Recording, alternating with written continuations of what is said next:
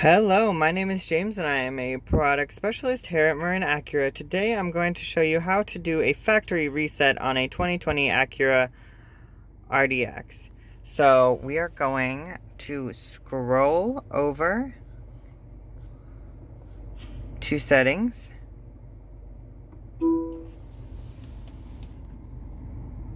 We're going to click on system settings.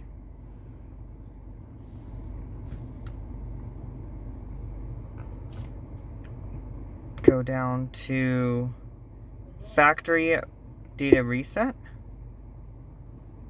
and then we will press continue and reset.